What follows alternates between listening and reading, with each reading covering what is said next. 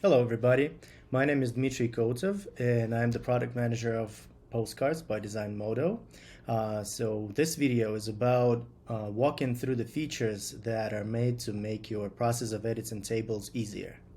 So let me pull up a quick table up here so you can see these new controllers and basically all of those solid backgrounds in these controllers are for selecting each column, and these ones are for rows.